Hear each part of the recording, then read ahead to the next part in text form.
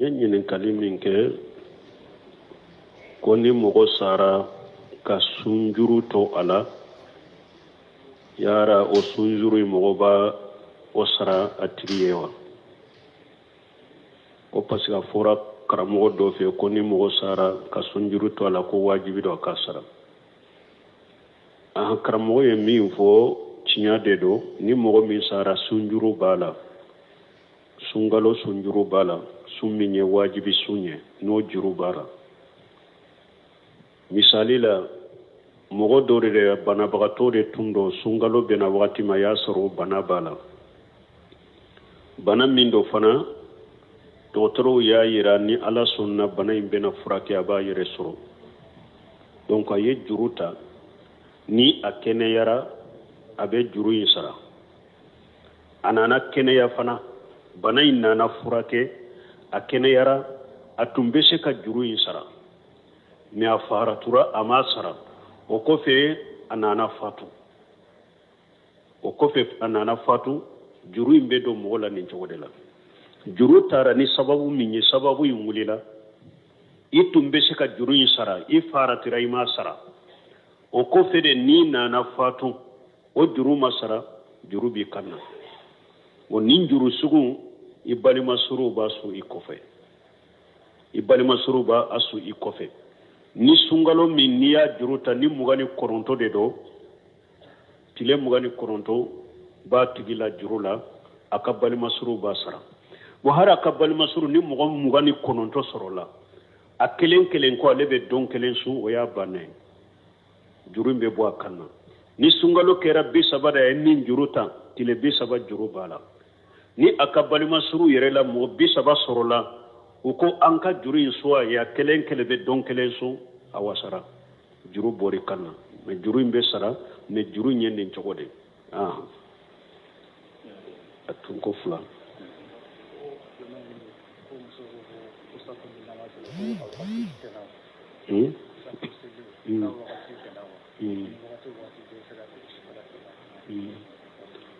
bon ko musow dɔ u bɛ safo wagati yagaruya ko safo wagati tɛ tɛmɛ ko bɛ cogo di safo wagati a bɛ tɛmɛ safo wagati mugutari a ka wagati sugantila a kan ka salli wagati min yɛrɛ kɔnɔ ni darura t'i la o ye de o bɛ da sisan ni application lajɛ su tilancɛ bɛ taa 11h kelen 23h o tɛ yan voilà 23h tɛmɛna dɔɔni donc comme faamana ka lajɛ su tilancɛ bɛ o de la sisan wagatiw dɔw la su tilancɛ bɛ na minimi la wagatiw dɔw la su tilancɛ bɛ na 23h la heures bɛ ɲɔgɔn ɲɛ cogo min maana k'a yira kɔni safo wagati ɲuman bɛ bɔ su tilancɛ de ni su tilancɛ tɛmɛna dɔrɔn safo wagati ɲuman taara darura tɛ mɔgɔ o mɔgɔ la su tilancɛ kana tɛmɛ k'a sɔrɔ i ma safo sali a sali sani su tilancɛ ka se bon ni mɔgɔ min darura y'a sɔrɔ de ale ɲinana de sisan ou bien darura dɔ de tun bɛ ale la a ma se ka sali daruratigi bolo fo ka taa salatu bɔ n'i ye safo sali daruratigi bolo a sali bɛ ɲa o la fo ka taa fajiri wagati se mais darura tɛ min na a ka wagati da ɲɛ su tilancɛ dɛ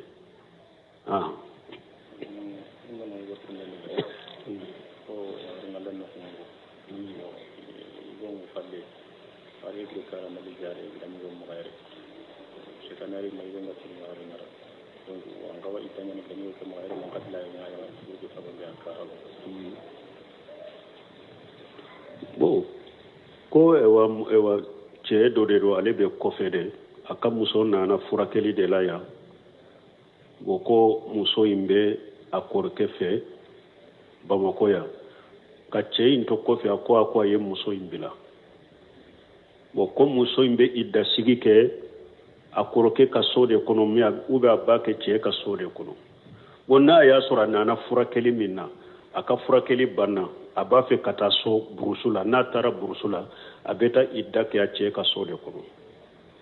mais n'a y'a sɔrɔ ale nana haju min ni mako min kama o ma ɲɛnabɔ a bɛ yɔrɔ min a b'a ka idda sigi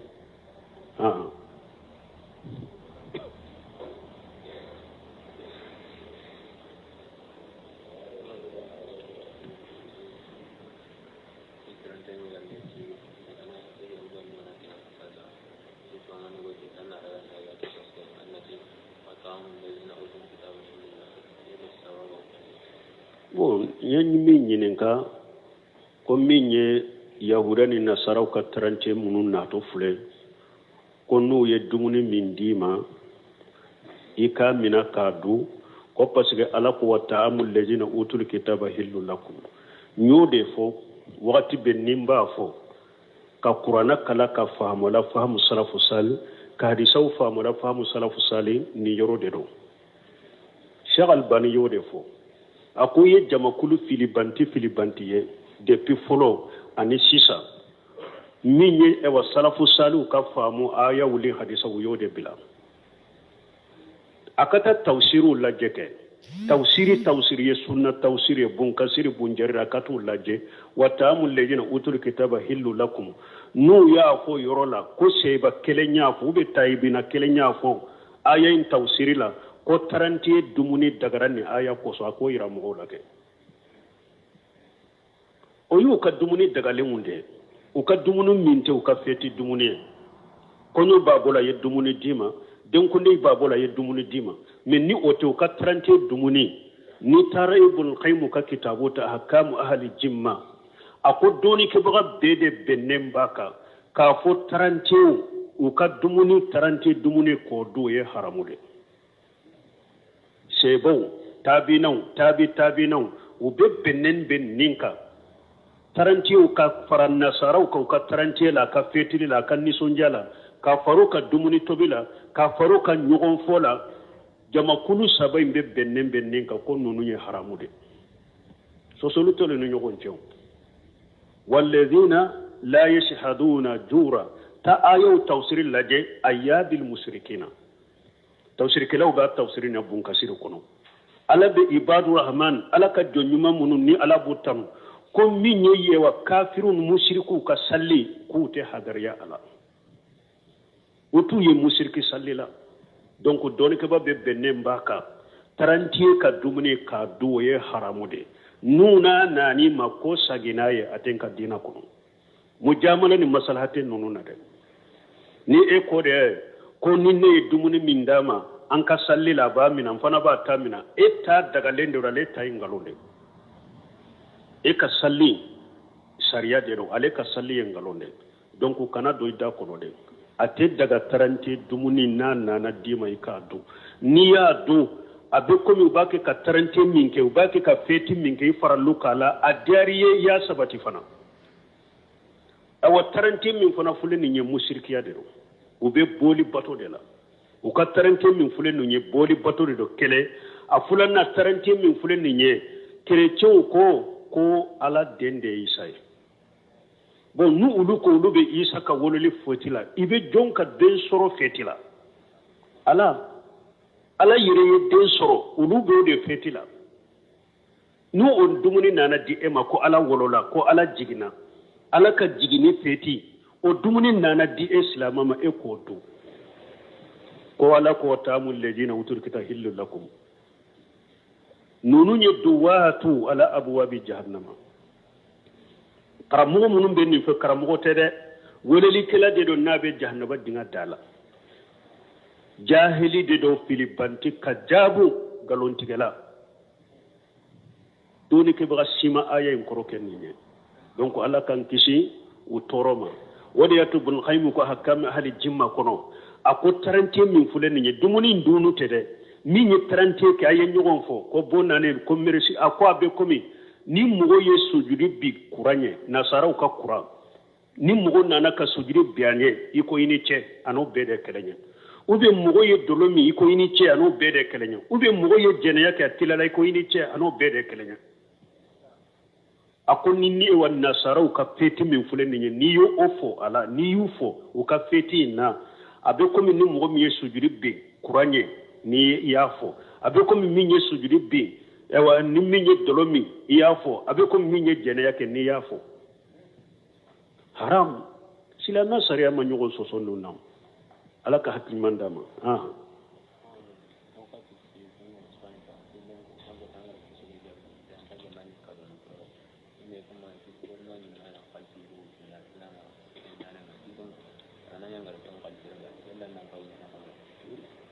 bon ko do nya fe an ko nu ye kado min dimo ka tarance la ko an ka ikana mina ko do ye nyinin kali ko na ya soro e ya mina do ni ma do e fana ka di mo wore takallusa mina abo yere bolo be kisa ma chokomi abe ko min ninna folo haramu lembi bolo de don ke bawo bafo ika do hera sira dola pour e be kisa ma chokomi akko chokola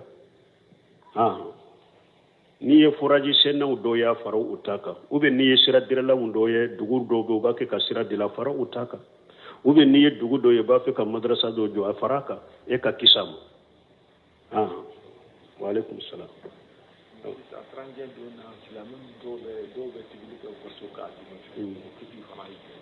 bo ko tarante do silama do be tobli ko ka so kono ko do be togode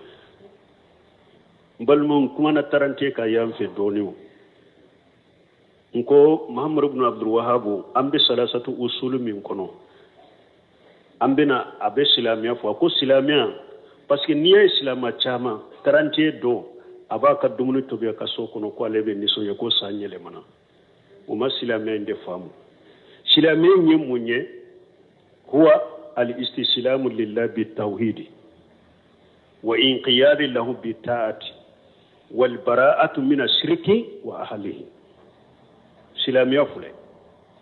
silamiya yede ki yere di alama ni tauhidiye kala kelempe bato ki yere kolo alama ni bato ye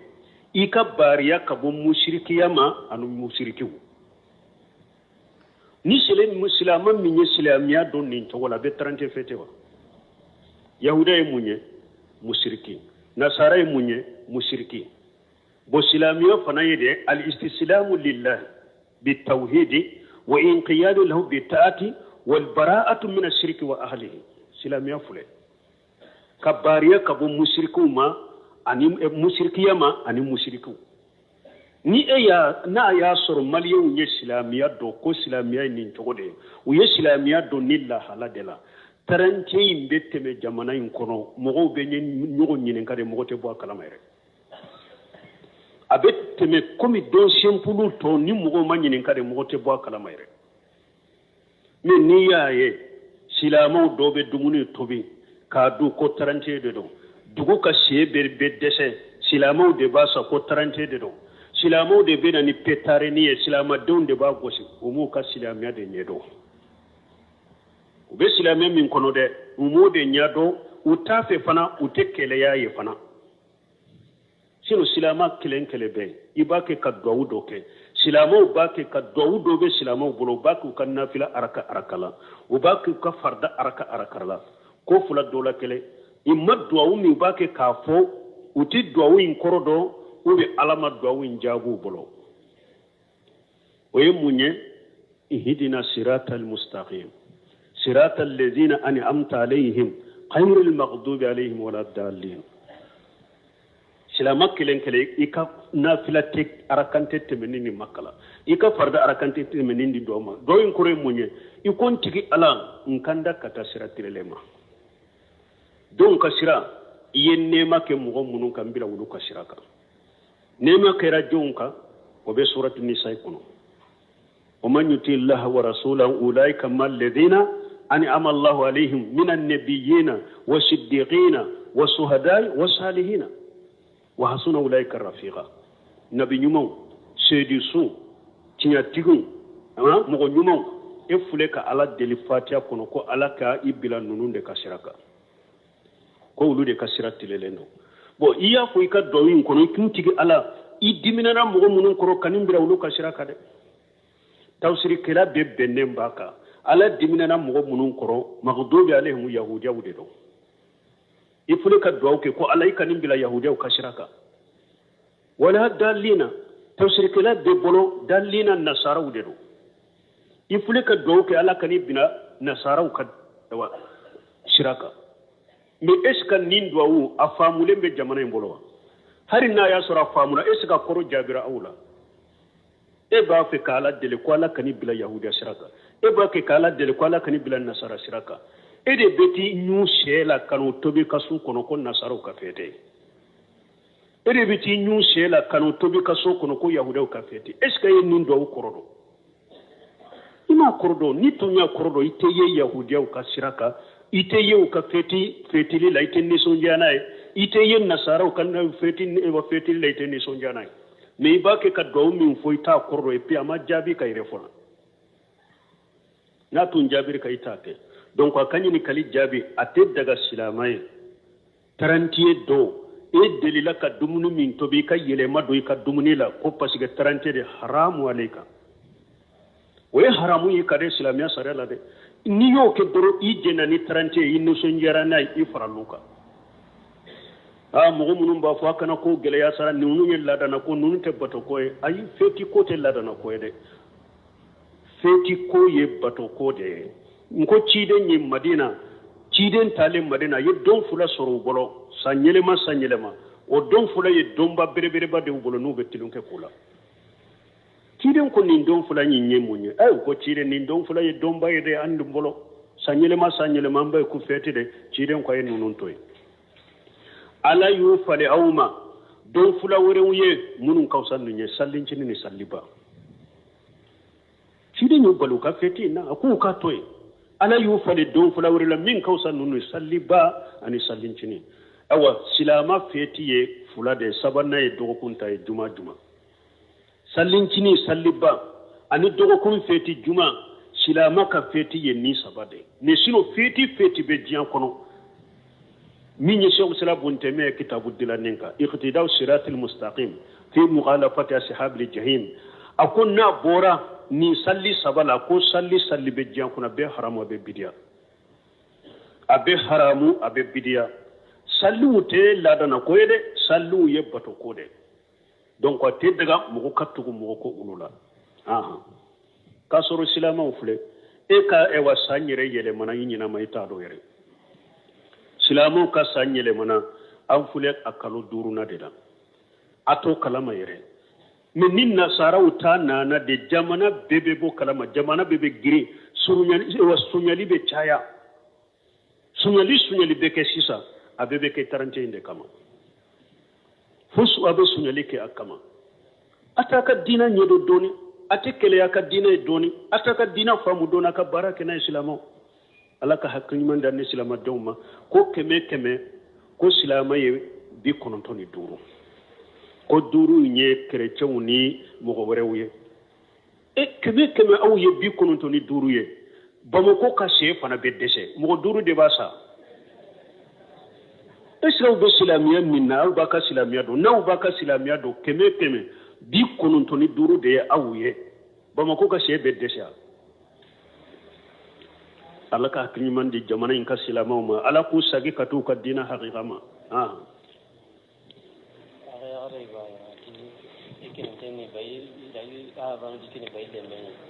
donc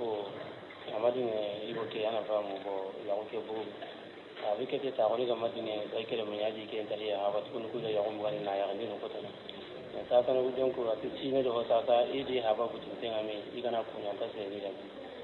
ara ta ta no ku kin no ta mi ne la ro ya ku nya ti ni lo no ina ku ni ke wara ba na ta mo bo minye furu ka programu anyagambile adoni aboni oye kabilaw ka kode ko dode ko ale fa ya di u ka balima dode ma furula bo ko ale ma muso in maso furu ma fani cinu nye furu imbo ka muso indi cewore ma ko muso in ko nale tara fafo ko fa ta kale ka foli mina be munke tusura le ka to ka foli la ale kana ka foli tige fa ya lamino fa ma lamino bange baya hakke bale ka katafo abese ka konyuma kaya ka bara munun kaya kanka jiya hera kaya akake fa hari ni fa ma lamina o te fenke alila me ale kana foli to ya lebe nyuma munun ke fa kanu tige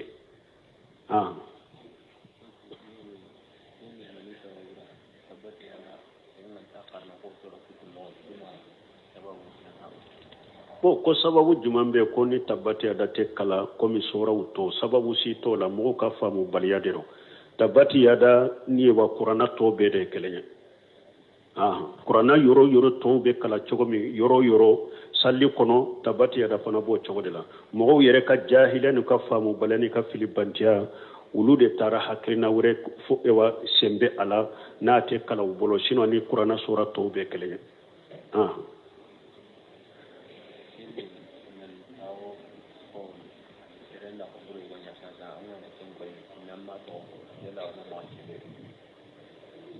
ko mogo do ye ko jugu do ke e ba ke ka ko jugu fo a ko fe ma to fo be do korofoli la wa wonna ya soro ima to fo ima ta man se fana ka fo la halala ni mogo ba atigi do o te korofoli me ni ya soro e ma hara to fo de me ko jugu iya fo mogo chede la mogo munun ba tigi do ba do yen ninke iya afo olu de nyana ube ye koriya uni ta man se do ke fo mogo ba do ko karasa de do o be do korofoli kono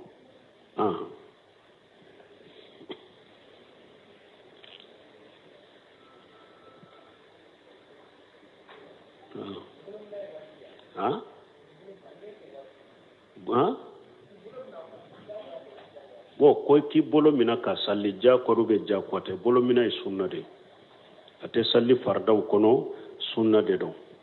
ni mo mi nyamina do farla ika baraji ka ko mi ni sunna to ke sallila do be fare ka baraji ka chogomi ni mo mi nya toye iye sunna min toye ika salli baraji be na gasani aye mi Cheikh Abdallah Bumbaji ko at donen ko fe bolo ka fo hadisa sahalende nana ko bolo kamina ni ye bolo mina ni toye wala ye makarhu ke tanka doni bolo ko sunna ye bolo kamina de esa gira ki bolo jigima mina ye makarhu ke min ni mo min banama yere de ka koy dusukunde kono junubu yere de be ela parce que ye ciden ka hadisa ani ciden ka sunna do ko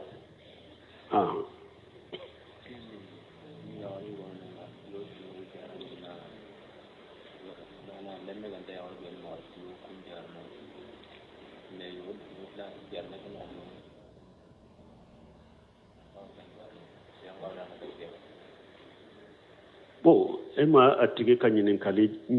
iba soro iba nyinin kali ma anyin Allah me kosobe ko muso do be ko ba fe ko be furakeli ke me ko ube musirkiya ke furakeli kono da ibe se kata usegere ba ayire ko musirkiya be ke abeta usegere munna iba soro ima ka nyinin kali faamu be kuma do ba ko ni ma faamu me tanka yere ko furakeli kala de rabe musirkiya ke furakeli kono na la ayire ko musirkiya ibe to usegere munna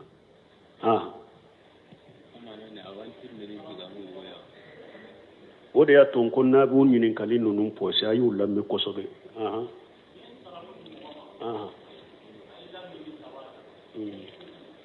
bo ko ye salamu di mogo ma yilla mina ni sawaye amika salamu sagi ika foli sagi baliya junubu bala wala doni ke bawo ko mogo nana ma ko assalamu alaikum ay ko anisu ube ani wula ima ka foli sagi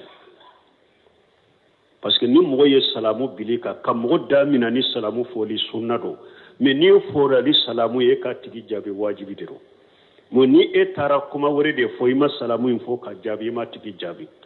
o junubu bila ima fo ima ka foli sagi o bila baraji tiye fana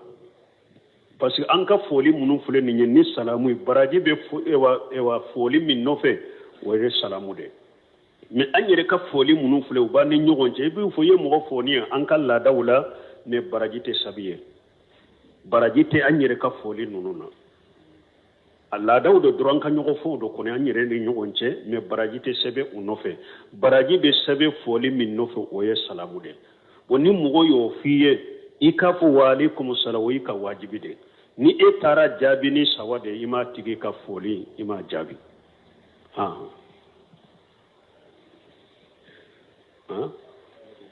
سبحانك اللهم ربنا وبحمدك اشهد ان لا اله الا انت استغفرك واتوب اليك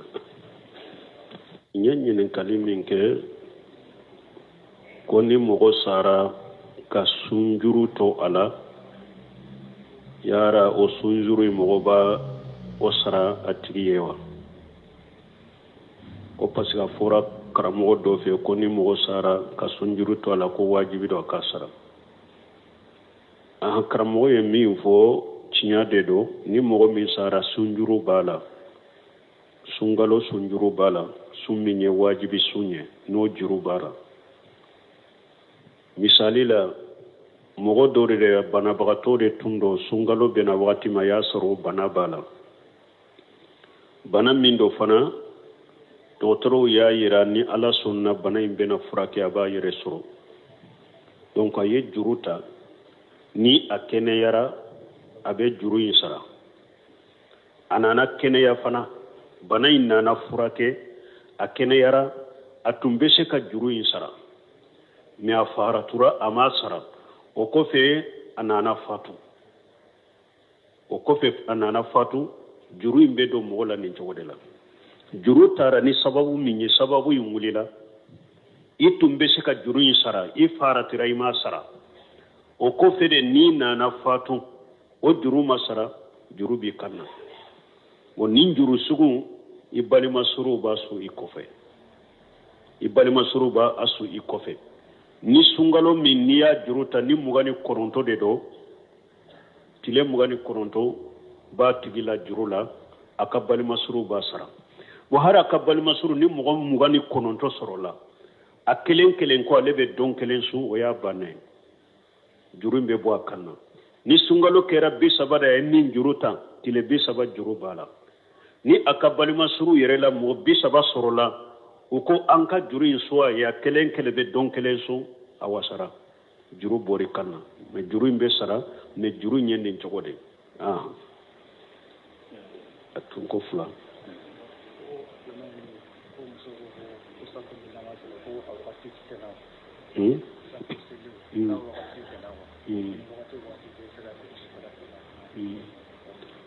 bo ko muso do ube safo wakati ya garuya ko safo wakati teteme ko be chogodi safo wakati abeteme safo wakati le mugtari aka wakati suganti la kanka sallu wakati minyere kono ni darwati la oyede obeda sisa ni application la jesu tilanje beta 11 keleke 23h hotel wala 23h temina doni donc comme une femme na kalaje sutlanje be o de la sisa wakati dola sutlanje be na minimila wakati dola sutlanje be na 23h la eri u be nyogo nye chokomi mana kaira koni safo wakati nyuman be bo sutlanje de ni sutlanje temina dro safo wakati nyuman tara darurati mugo la sutlanje kana teme ka sori masafo salli asalli sani sutlanje kase bonni mugo mi darura ya sorode ale nyina de sisa ube darura do de ya tumba alela maseka salli darura tigi bolo fo kata salatu bo ni safo salli darura tigi bolo asalli benya wala fo kata fajr wakati se me darurati minna aka wakati danye sutlanje de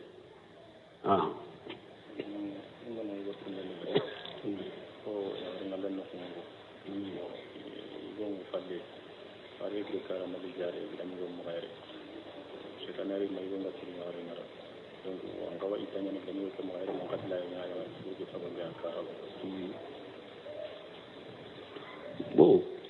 ko ewa che do de do ale be kofede aka muso nana furakeli de la ya boko muso imbe akorke fe bamako ya ka che into kofe akwa ye muso imbila boko muso imbe idda sigike akoroke ka sode kono miya uba bake che ka sode kono wonna ya sura nana furakeli minna aka furakeli banna abafe kata so brusula na tara brusula abeta idda ke a che ka sode kono minna ya sura le nana haju minni mako min kama ma nyana bo abe yoromi abaka idda sigi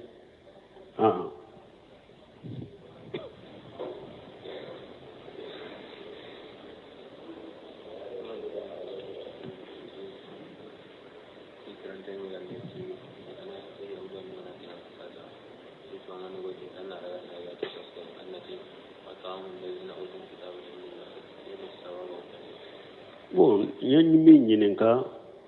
ko min ye yahuda ni nasaraw ka tarance munun nato fule ko nu ye dumuni min dima ika mina kadu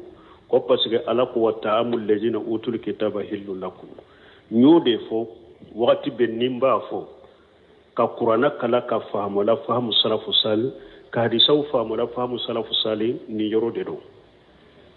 Cheikh Albani yo de fo akoye jamakulu filibanti ye depuis folo ani sisa min ye ewa salafu salih ka faamu aya wuli hadisa yo de bila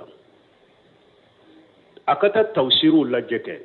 tawsiri ye sunna tawsiri ye bunkasiri bunjari akatu laje wa ta'amul ladina utul kitaba hillu lakum nu ya fo yorola ko seba kelenya fo be taybina kelenya fo aya in tawsiri la ko taranti dumuni dagarani aya ko so ko ira mo lake o yu ka dumuni dagale munde o ka dumunu minte o ka feti dumuni konyo babola ye dumuni dima den ko ndey babola ye dumuni dima men ni o to ka taranti dumuni ni tara ibn qayyim ka kitabu ta ahkam ahli jimma ako doni ke baga bede benem baka ka fo taranti o ka dumuni taranti dumuni ko do ye haramude sebo tabinau ube benen ben ninka taranti ka faran nasarau ka taranti la ka fetili la kan nisonjala ka faruka dumuni tobila ka faruka nyugon fola jama kulu sabai be benen ben ninka ko nunu ye haramude so soluto le nyugon cew